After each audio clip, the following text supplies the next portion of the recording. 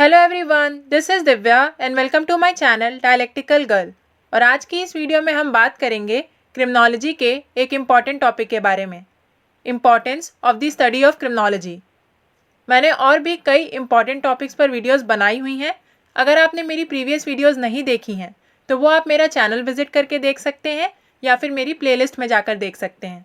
और अगर आपको मेरी वीडियोस पसंद आती हैं तो वीडियोस को लाइक करिएगा, अपने व्यूज़ कमेंट करिएगा, वीडियोस को अपने फ्रेंड्स के साथ शेयर करिएगा और हाँ, मेरे चैनल को सब्सक्राइब ज़रूर करिएगा।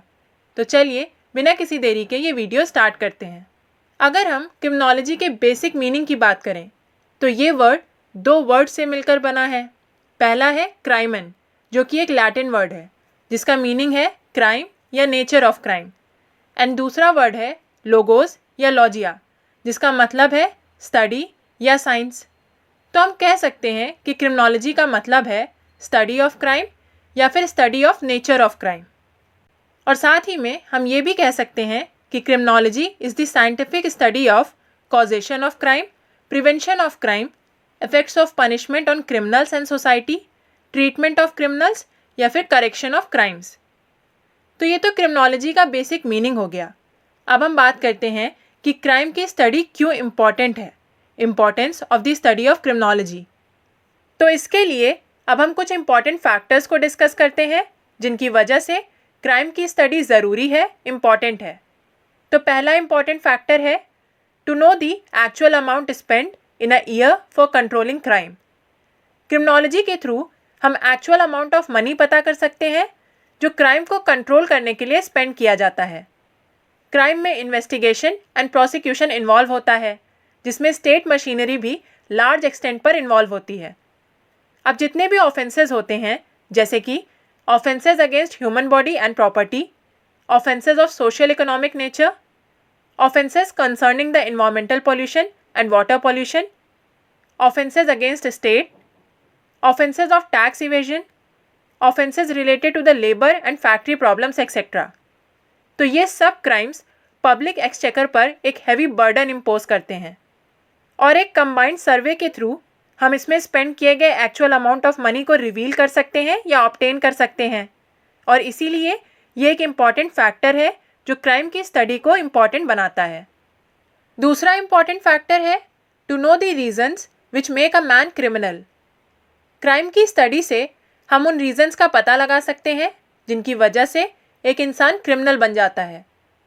ऐसा जनरली माना जाता है कि कोई भी इंसान बाय बर्थ क्रिमिनल नहीं होता है, that is criminal is not born, but एक इंसान की सर्कमस्टांसेस और सोशल सराउंडिंग्स उसे क्रिमिनल बना देती हैं।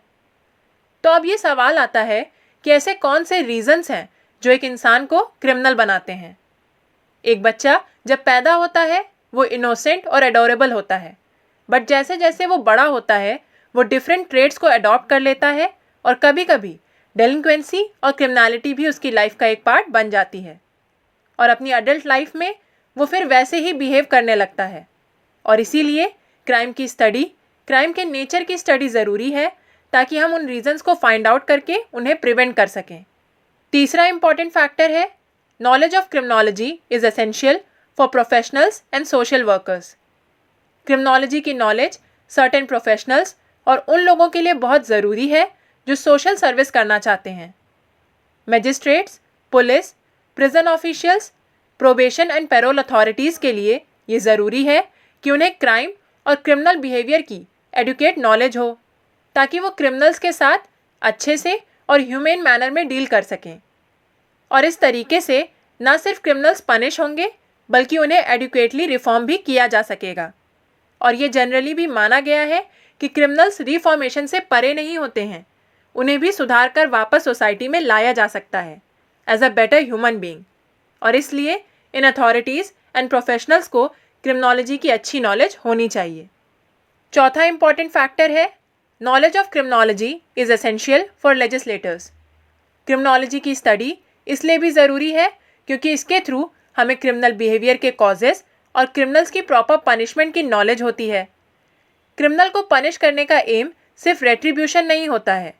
क्रिमिनोलॉजी का एम है क्रिमिनल बिहेवियर और उसके कॉजेज़ को स्टडी करना ताकि क्रिमिनल को रिफॉर्म किया जा सके और उन सभी चीज़ों और सर्कमस्टांसेस को प्रिवेंट या रिमूव किया जा सके जो एक पर्सन को क्रिमिनल बनाती हैं।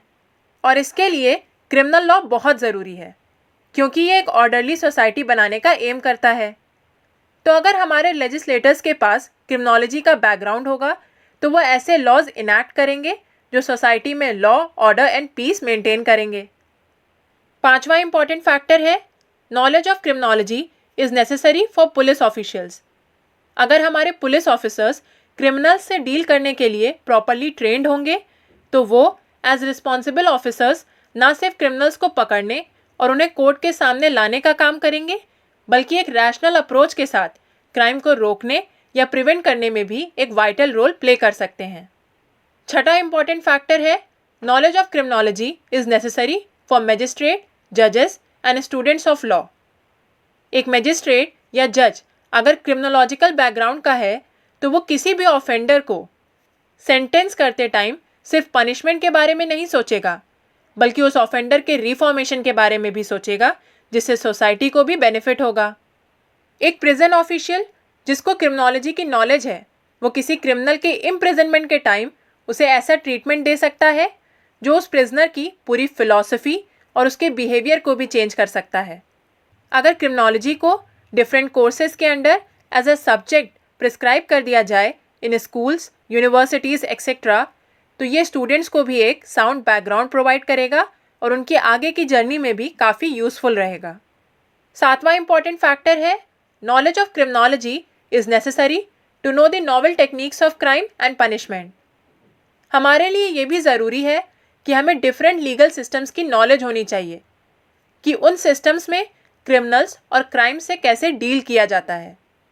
क्राइम एंड क्रिमिनल से डील करने के लिए पास्ट में क्या प्रैक्टिसेस अडॉप्ट की जाती थी एंड प्रेजेंट ट्रेंड क्या है, इससे रिलेटेड भी हमें एक कंपैरेटिव स्टडी करनी चाहिए ताकि अपने सोशियो लीगल सिस्टम के कॉन्टेक्स्ट में हम इन सभी चीज़ों की मॉडर्न अप्रोच को और बेटर तरीके से समझ सकें। ये जो सब्जेक्ट है क्रिमिनोलॉजी इसकी एवर ग्रोइंग इम्पॉर्टेंस है क्योंकि इसमें डिफरेंट टाइप्स ऑफ क्राइम्स, उनसे रिलेटेड डिफरेंट टेक्निक्स, पनिशमेंट्स और करेक्शनल सेंटर्स के ट्रीटमेंट भी इन्वॉल्व्ड हैं। तो ये थे कुछ इंपॉर्टेंट फैक्टर्स जिनकी वजह से क्रिमिनोलॉजी की स्टडी बहुत ज़्यादा ज़रूरी है। So that's all for today. I hope आपको आज की इस वीडियो के सारे पॉइंट्स अच्छे से समझ आए होंगे और क्लियर हुए होंगे।